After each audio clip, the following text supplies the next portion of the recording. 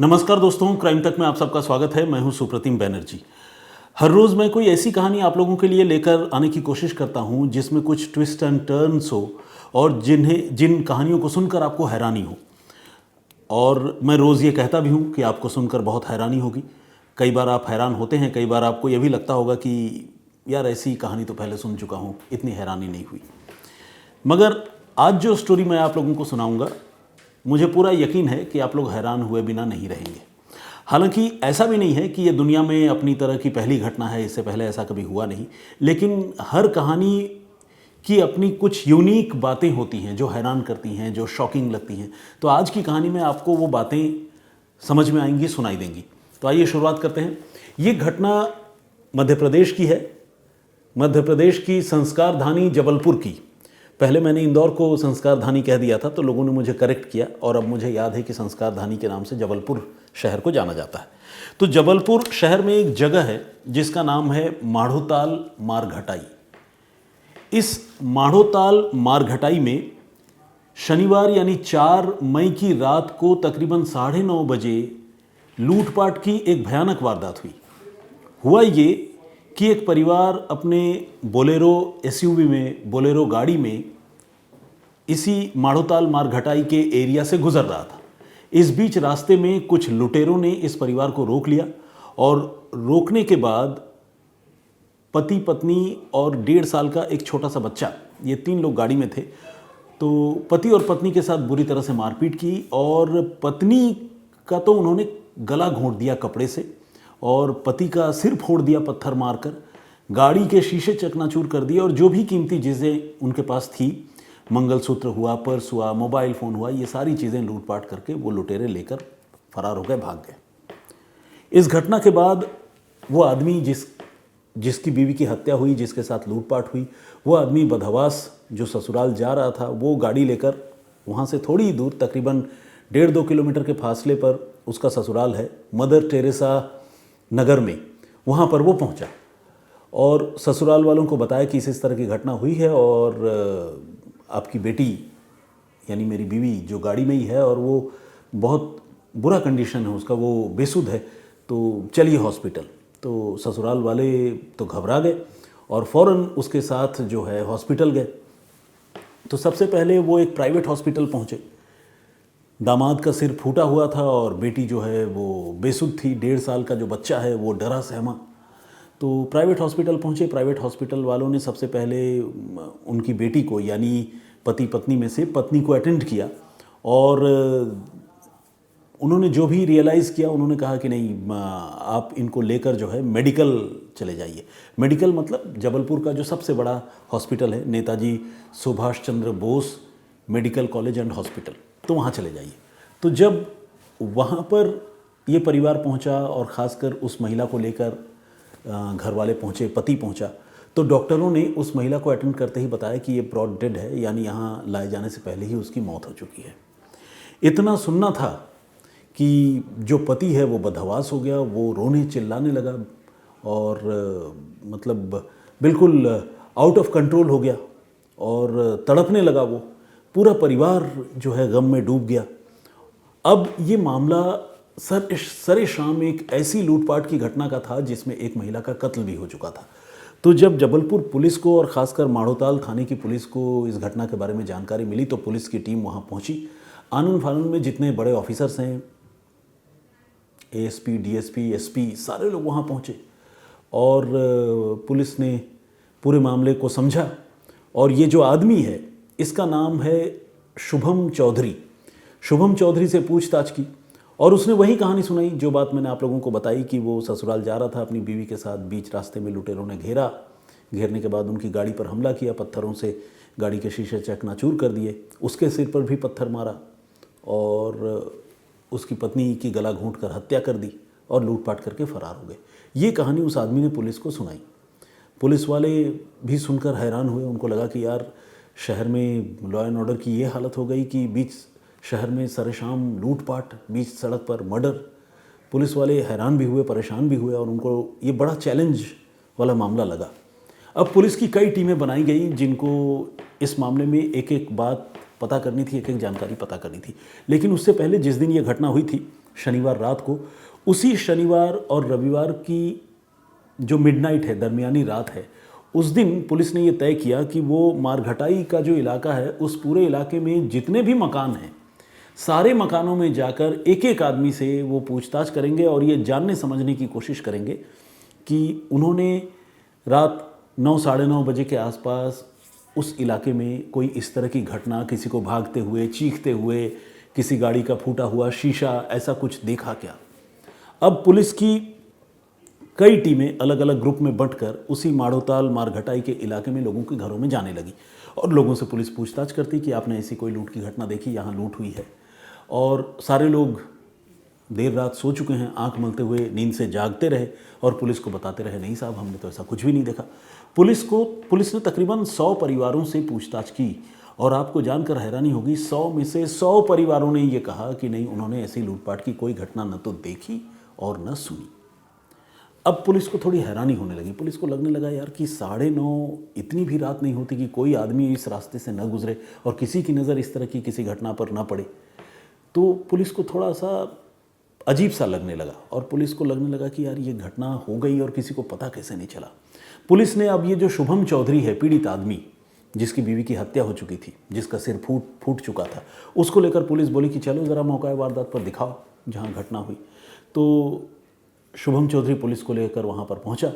Police ने उस मौके का मुआयना किया और मुआयना करने के बाद पुलिस ने ये देखा कि वहाँ शीशे का एक भी टुकड़ा नहीं पड़ा हुआ है और ना ही कोई पत्थर पड़ा है जिस पत्थर से इस आदमी के सिर पर हमला किया गया।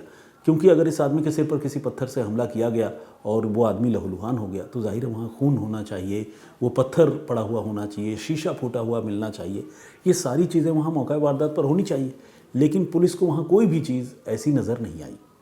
पुलिस इस बात से और ज़्यादा हैरान हुई और अब पुलिस को लगने लगा कि शायद ये जो शुभम चौधरी है ये शायद कुछ छुपाने की कोशिश कर रहा है, ये पुलिस से कुछ झूठ बोल रहा है। पुलिस ने अब शुभम से फिर से पूछताछ की। इस बार शुभम ने फिर से वही कहानी सुनाई, लेकिन इस बार उसकी कहानी में थोड़े से डिस्क्रिपेंसीज पुलिस को रियलाइज़ हुए, पुलिस को नज़र आए। पहली बार जब उसने कहानी सुनाई थी तो उसने ये बताया था कि जो रॉबर्स है उन्होंने गाड़ी रोकी थी और रोकने के बाद सीधे उसकी बीवी के ऊपर हमला कर दिया था और उससे मारपीट करके मंगलसूत्र छीनने की कोशिश कर रहे थे। और जब इसने अपनी बीवी को बचाने की कोशिश की तो उन्होंने पत्थर मारा इसे, जिसके बाद ये बेहोश हो गया और 20 मिनट तक ये बेहोश रहा। शुभम ने अपने बारे में बताया कि मैं 20 मिनट तक बेहोश रहा, फिर बाद में मुझे होश आया तो फिर मैं अपनी बीवी को लेकर और लहूलुहान हालत में ससुराल पहुंचा। ऐसा उसने पुलिस को पहली बार बताया था। दूसरी बार जब पुलिस ने उससे लूटपाट के बारे में पूछा तो उसने कहा कि उसकी आंखों के सामने जो है उसकी बीवी की हत्या हो गई और बेहोशी वाली कोई बात इस बार शुभम ने अपनी स्टोरी में नहीं सुनाई। ये बात पुलिस को बड़ी अजीब सी लगी। एक आदमी जिसके सिर पर हमला हुआ, जो 20 मिनट तक बेहोश रहा, पहली बार उसने वो बात बताई, दूसरी बार जब स्टोरी सुना रहा था तो बेहोशी वाली पूरा जो एपिसोड है उसी को वो गोल कर गया। पुलिस का शक अब शुभम पर पूरी तरह से गहरा चुका था।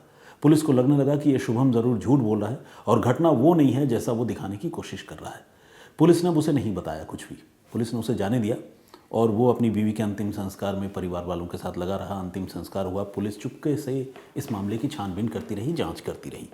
पुलिस ने सबसे पहले शुभम चौधरी के मोबाइल फ़ोन की CDR निकलवाई और CDR निकलवा कर पुलिस ने कुछ एक ख़ास चीज़ों पर गौर किया। पुलिस ने यह भी गौर किया CDR में कि जिस रूट से ये आदमी अपने घर से निकलकर मदर टेरेसा नगर की तरफ जा रहा था या जाना चाहिए था, वो रूट जो उसने बताया था एग्जैक्टली उस रूट पर इसका मोबाइल फ़ोन ट्रैवल होता हुआ CDR में नज़र नहीं आ रहा था, बल्कि उसका मोबाइल फ़ोन शहर के अलग अलग हिस्सों में घूमता हुआ दिख रहा था। उसकी लोकेशन घूमती हुई प्रतीत हो रही थी, नज़र आ रही थी। क्योंकि मोबाइल फ़ोन आपको पता है जब कोई आदमी ट्रैवल करता है तो वो अलग अलग नेटवर्किंग टावर से मोबाइल फ़ोन जुड़ा हुआ होता है, तभी तो उस पर कॉल आते हैं या वहाँ से कॉल जनरेट होता है। तो यहाँ टावर अलग अलग इलाकों के जो है वो नज़र आ रहे थे, जबकि शुभम चौधरी का जहाँ घर है वहाँ से उसका ससुराल की जो रूट है, जो रास्ता है, उस रास्ते पर ये मोबाइल फ़ोन चलता हुआ नहीं दिख रहा था और नहीं उसकी बीवी का मोबाइल फ़ोन दिख रहा था। इससे ये पता चल रहा था कि शुभम चौधरी ने जिस रूट या रास्ते के बारे में पुलिस को जानकारी दी है वो भी पूरी तरह सच नहीं है। पुलिस ने शुभम और उसकी बीवी, जिसकी मौत हुई, उसका नाम है रेशमा चौधरी, जब इनके मोबाइल फ़ोन की सीडीआर को ट्रैक किया तो पुलिस ने ये चीज़ तो देखी, लेकिन इसकी ट्रैकिंग करते करते पुलिस को एक और चौंकाने वाला फैक्ट जो है पुलिस के ध्यान में आया। वो फैक्ट ये था कि इनके साथ साथ 3 और मोबाइल नंबर जो है लगातार शहर के अलग अलग इलाकों में ट्रैवल कर रहे थे। अब पुलिस को ये भी लगने लगा कि यार ये 3 मोबाइल नंबर किसके हैं जो इन्हीं लोगों के साथ साथ जा रहे हैं। तो जाहिर अगर इन लोगों के साथ साथ वो तीनों मोबाइल फ़ोन नज़र आ रहे हैं तो इसका मतलब वो 3 लोग भी इसी के साथ गाड़ी में होंगे, इन्हीं लोगों के साथ। लेकिन इनके बारे में शुभम ने कुछ नहीं बताया है। पुलिस ने अब इन लोगों के बारे में जानकारी जुटाई। तो जब जानकारी जुटाई तो इन नंबरों का जब पता चला तो ये भी पता चला कि ये नंबर किसी और के नहीं बल्कि शुभम चौधरी के ही 3 दोस्तों के हैं। अब इन 3 दोस्तों के होने की जो कहानी थी वो पुलिस को तकरीबन साफ हो गई। पुलिस अब सही वक्त का इंतज़ार करती रही और आखिरकार पुलिस ने शुभम चौधरी को भी हिरासत में लिया और उसके 3 दोस्तों को भी हिरासत में लिया। और शुभम चौधरी का पुलिस ने वर्बल इनकाउंटर किया और उसे बताया कि देखो मोबाइल फ़ोन की सीडीआर कुछ और बता रही है, तुम्हारा रूट कुछ और है, मौका वारदात पर हमें कुछ नहीं मिला, कोई चश्मदीद नहीं मिला, कोई सीसीटीवी फुटेज नहीं मिला, तुम्हारी ये दोस्तों के मोबाइल फ़ोन साथ में ट्रैवल कर रहे हैं, मोबाइल फ़ोन की जो ट्रैकिंग है वो इस बात की गवाही दे रही है, तो अब झूठ बोलने का फ़ायदा नहीं है, सच बताओ। बहुत देर तक पुलिस को छकाने के बाद आखिरकार शुभम और उसके दोस्तों ने गुनाह कबूल कर लिया और ये बताया कि शुभम ने दरअसल अपनी पत्नी रेशमा चौधरी के कत्ल की प्लानिंग की थी और इस कत्ल की प्लानिंग के लिए उसने अपने 3 दोस्तों को 60,000 रुपये इनाम के तौर पर या सुपारी के तौर पर देने की बात कही थी, भरोसा दिया था।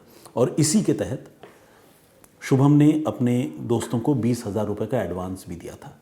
इस प्लान के मुताबिक शनिवार की रात को शुभम अपनी पत्नी को लेकर उसके ससुराल मदर टेरेसा नगर के लिए निकला, लेकिन सीधे मदर टेरेसा नगर न जाकर पहले वो एक मंदिर में गया जहां उसने खुद भगवान का दर्शन किया, अपनी पत्नी को भगवान के दर्शन कराए। और उसकी पत्नी 6 महीने की प्रेग्नेंट भी थी। सोचिए, प्रेग्नेंट पत्नी को लेकर वो निकला था ससुराल जाने के लिए। लेकिन माढ़ोताल मारघटाई जो है वहाँ पर इस तरह की कोई घटना नहीं हुई। वहाँ पर घटना ये हुई कि माढ़ोताल मारघटाई में शुभम ने पहले ही अपने 3 दोस्तों को रास्ते में लिफ्ट दे दी थी और ये 3 दोस्त उसी बोलेरो गाड़ी में बैठे हुए थे। जब उनकी गाड़ी माढ़ोताल मारघटाई में पहुंची तो वहाँ पर इन 3 दोस्तों ने मिलकर शुभम की पत्नी रेशमा चौधरी का गला घूंटकर उसकी हत्या कर दी और शुभम तब अपने 1.5 साल के छोटे से बच्चे को लेकर गाड़ी से नीचे उतर गया था ताकि बच्चे के सामने कत्ल न हो। हालांकि बच्चे को पता तो भी चलता रहा क्योंकि मम्मी गाड़ी में अकेली बैठी हुई थी, वो उतर गया था, बच्चा रो रहा था। लेकिन एक तरह से देखा जाए तो बच्चे के सामने भी कह सकते हैं और ये भी कह सकते हैं कि बच्चा गाड़ी से बाहर था। और उस बच्चे की 1.5 साल के बच्चे की माँ की इन 3 लोगों ने मिलकर हत्या कर दी। शुभम बाहर इंतज़ार करता रहा। उसके बाद उन्होंने गाड़ी में ही लाश पड़ी रहने दी और फिर गाड़ी लेकर शहर के अलग अलग हिस्सों में घूमते रहे और किसी एक ऐसी जगह वो जाना चाहते थे जहाँ पर जगह सुनसान हो और जहाँ पर वो इस लूटपाट के बाकी जो मतलब प्लानिंग थी उसको एग्जीक्यूट कर सके, अंजाम दे सके। इसी क्रम में वो लोग पहुँचे जबलपुर में ही एक और जगह है मढ़ई, और मढ़ई में एक लोकेलिटी है रांझी। वहाँ रांझी में जाकर उन्होंने अपने बोलेरो गाड़ी का पहले शीशा तोड़ा और वहीं पर शुभम के ही एक दोस्त ने एक बड़े पत्थर से शुभम के सिर पर हमला कर दिया अचानक, जिससे शुभम का सिर फूट गया, खून की धारा बहने लगी। और फिर इसके बाद वो सारे दोस्त वहाँ से फरार हो गए, ऑटो ली उन्होंने और घर चले गए। और शुभम जो है फिर उसने बोलेरो संभाली, खून से लथपथ, खून रिश्ता रहा, वो गाड़ी चलाता रहा ताकि एक इमेज इंप्रेशन ये दे कि हाँ भाई मेरे साथ भी इस तरह की घटना हुई है, कोई उस पर शक न करे। और वो उसी हाल में रांझी से पहुंचा मदर टेरेसा नगर अपने ससुराल, और ससुराल पहुंचकर उसने जो कहानी सुनाई थी वो कहानी मैंने आप लोगों को बता ही दी है। लेकिन कहानी सुनाई, हॉस्पिटल पहुंचा और उसके बाद जब इन्वेस्टिगेशन चालू हुआ तो धीरे धीरे ये सारा सच बाहर आ गया। तो कहने का मतलब ये कि मर्डर माढ़ोताल मारघटाई में बंद कार के अंदर हुआ, बंद बोलेरो के अंदर हुआ, और मर्डर के बाद बाकी का जो नाटक है लूटपाट का वो सारा नाटक जो है हुआ रांझी में, मढ़ई के रांझी में। और मढ़ई के रांझी इलाके का इन लोगों ने अपनी पूरे घटनाक्रम में शुभम ने कोई जिक्र नहीं किया था, क्योंकि जाहिर है झूठ बोलना था। अगर सब कुछ सच सच बता देते तब तो पुलिस पहले ही पकड़ लेती। तो पुलिस को चकमा देने की पूरी कोशिश थी और अपनी पत्नी का कत्ल करके ये बचना चाहता था, लेकिन अपने इस इरादे में वो नाकाम रहा। अब आपके मन में एक सवाल होगा कि आखिर शुभम ने अपनी 6 महीने की प्रेग्नेंट बीवी रेशमा चौधरी का कत्ल क्यों कर दिया? तो इसका जवाब है शुभम का एक्स्ट्रा मैरिटल अफेयर, यानी शादीशुदा होने के बाद भी, घर में बीवी बच्चों के होने के बाद भी किसी और लड़की से चक्कर। शुभम की मोनिका नाम की एक लड़की से दोस्ती थी और मोनिका से ज़रूरत से ज़्यादा दोस्ती थी, ज़रूरत से ज़्यादा करीबी थी। दिन भर वो लोग मोबाइल पर चैट किया करते थे, फ़ोन पे बातें किया करते थे। और अब हाल के दिनों में ये शुभम चौधरी कुछ इतना बेशर्म हो गया था कि वो अपनी पत्नी के सामने ही उस लड़की से बातें किया करता था। अब कौन पत्नी ये चीज़ बर्दाश्त करती? तो घर में लड़ाई झगड़े होने लगे और रेशमा जो है हार कर उसने अपने ससुराल वालों से भी इसकी शिकायत की थी शुभम की। और जब शुभम इसके बाद भी नहीं माना तो उसने कहा कि मैं खुदकुशी कर लूँगी।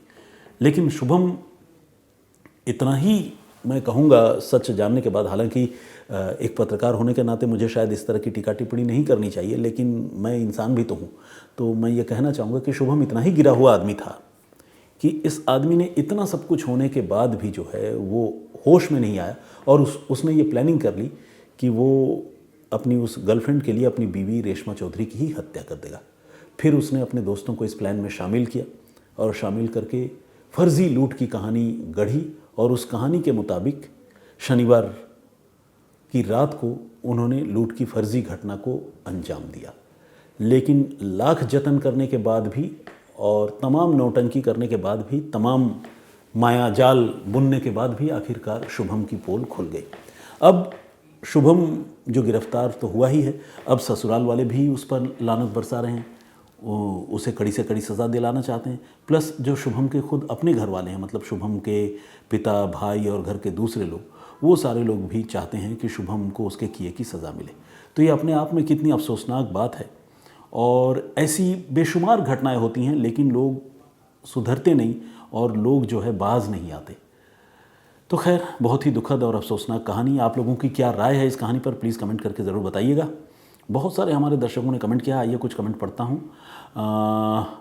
ये प्रीवियस स्टोरी जो मैंने आप लोगों को सुनाई थी, मुंबई की एक स्टोरी थी जिसमें एक पुलिसकर्मी की पहले हत्या की बात सामने आई थी, लेकिन बाद में पता चला कि वो मामला हत्या का नहीं बल्कि किसी और तरीके के मौत का है। क्या है वो कहानी, अगर आप जानना चाहते हैं तो मेरी उस स्टोरी को आप सुन सकते हैं क्राइम तक के प्लेलिस्ट में जाकर, सुप्रतीम से सुनिए में। अब्दुल रज़ाक मंडोल ने कमेंट किया है, बहुत बहुत स्वागत आपका। और उन्होंने ये कहा है कि ये सुना था बचपन में कि मरता हुआ इंसान झूठ नहीं बोलता, लेकिन जो कहानी मैंने इससे पहले सुनाई थी उसे सुनकर उन्हें ये लगा कि नहीं, ऐसा नहीं है, मरता हुआ इंसान भी झूठ बोल सकता है। अंसारी हुज़ैफ़ा ने भी कमेंट किया है, बहुत बहुत स्वागत आपका, महाराष्ट्र से हैं और पेट्रियोटिक ब्रिटेन के नाम से एक आईडी है, उन्होंने कमेंट किया है, बहुत स्वागत। सुमैरा राठौर का कमेंट है, रेगुलर हमारी लिसनर हैं, कमेंट करती हैं। राजेश्वर सिंह बिश्नोई, उन्होंने ये पूछा है क्या देश में शराब पर बैन संभव है? देखिए, संभव क्यों नहीं है, अगर सरकारें चाहें तो शराब बैन कर सकती हैं, लेकिन शराब बैन करने के राह में 2 मुश्किलें हैं। एक तो ये कि शराबियों की बहुत बड़ी तादाद है जो एक बड़ा वोट बैंक भी है, तो अगर शराब बैन कर देंगे तो ये हो सकता है कि सरकारों को ये लगता हो कि वोट बैंक हमारा नाराज़ हो जाएगा। और दूसरी जो चीज़ है वो ये कि शराब एक बहुत बड़ा सोर्स ऑफ इनकम भी है सरकारों के लिए। जो शराब से एक्साइज टैक्स, एक्साइज ड्यूटी मिलती है, सरकार का खर्चा उससे चलता है, उससे बहुत सारे लोक कल्याणकारी कार्य भी होते हैं। लेकिन अगर बंद करना चाहे सरकारें तो ऐसा कर भी सकती हैं। जैसे आपको पता है बिहार में शराबबंदी है, पता नहीं अभी है या नहीं है, मेरे ख्याल से गुजरात में शराबबंदी है, कई राज्यों में शराबबंदी है। तो अगर कुछ एक राज्यों में हो सकता है तो देश में क्यों नहीं हो सकता? हो सकता है, लेकिन पॉलिटिकल विल जिसे कहते हैं, राजनीतिक इच्छा शक्ति, शायद उसकी कमी है। धर्मेंद्र दाहिया ने भी कमेंट किया है, बहुत बहुत स्वागत आपका। और उमा नासवाले का कमेंट है, बहुत धन्यवाद, बहुत स्वागत। राजवीर सिंह अहिर का कमेंट है। सुरेंद्र बिश्नोई ने भी कमेंट किया है और उन्होंने कहा है कि सच्चाई के बाद ही जांच का पता चलता है। भाई बिल्कुल आपने सही बात कही। दुर्गा करकी ने भी कमेंट किया है। विलेज ब्लॉग्स के नाम से एक आईडी, उन्होंने भी कमेंट किया है। ओलिवर मचादो हमारे रेगुलर लिसनर है, वो भी कमेंट करते हैं। डॉक्टर निक्स कांडे इन्होंने कमेंट किया है, thank you for second part of this story, I was waiting Supratim ji, you are a good person, all the best to you. क्या बात है, thank you very much doctor sahab, you have made my day. सारे लोग मिलकर मेरा दिन बना देते हैं, क्योंकि आप लोग इतना पॉजिटिव कमेंट करते हैं, इतनी हौसला अफजाई करते हैं, मुझे बढ़िया लगता है, आई एम रियली ग्रेटफुल। देखिए मेरा एक दोस्त मजाक में कहा करता है, रांची का है वो दोस्त, वो कहता है कि प्रशंसा की चाशनी में हर कोई घुलनशील है। तो इस बात में दम तो है, अगर आप किसी भी इंसान को तारीफ़ करते हैं और ख़ासकर अगर जेन्युइनली तारीफ़ करते हैं, मतलब झूठी तारीफ़ करके अगर बनावटी तरीके से तारीफ़ करते हैं तो शायद वो आदमी समझे, लेकिन अगर आप किसी को जेन्युइन तरीके से कॉम्प्लीमेंट करते हैं, उसको विश करते हैं, तो उससे अच्छा तो लगता है। ठीक इसी तरह से जैसे आप किसी को उसके मुंह पर बहुत ब्लंट तरीके से कुछ बोलते हैं तो बुरा लगता है। तो ये स्वाभाविक इंसानों का गुण है, मैं भी इंसान हूँ, मुझे भी आप लोगों की अच्छी बातें अच्छी लगती हैं, कई बार बुरी बातें चुभती भी हैं, लेकिन फिर भी मैं ये मानता हूँ कि आपको पूरा हक है क्राइम तक फैमिली के मेंबर होने के नाते। तो खैर आज इतना ही। बहुत सारे और लोगों ने कमेंट किया है, कमल नेहरा साहब और नवरीत रंधावा ने भी कमेंट किया है, स्वागत आपका। राजवीर मोगा का कमेंट है, शोभा कुलकर्णी जी ने कमेंट किया है, शोभा सिंह का भी कमेंट है, सिल्विया रोजारियो का कमेंट है, सुजाता सारा अब्राहम का कमेंट है, पीके चंद्रा का कमेंट है, और भी बहुत सारे लोगों के कमेंट है। शंकर लाल बिश्नोई ने भी कमेंट किया, उन्होंने कहा है कि बिश्नोई नाम लेने से डर लगता है क्या, और फ़नी इमोजी भी उन्होंने बनाकर भेजी है। तो खैर बहुत सारे दोस्तों ने कमेंट किया है, thank you very much all of you. जिन लोगों के नाम और कमेंट मैं नहीं पढ़ सका, मैं उनको बताना चाहता हूँ कि मैं सारे कमेंट्स पर्सनली पढ़ता हूँ, यहाँ सबके नाम और कमेंट पढ़ना तो संभव नहीं होता है, लेकिन इस सिलसिले को प्लीज़ जारी रखिएगा, कभी ना कभी आपका कमेंट पढ़ने का मौका भी मुझे ज़रूर मिलेगा। फिलहाल इतना ही, अपना बहुत ख्याल रखिए, सुरक्षित रहिए, मैं फिर हाजिर होऊंगा किसी और कहानी, किसी और बाकी के साथ। जय हिंद, जय भारत।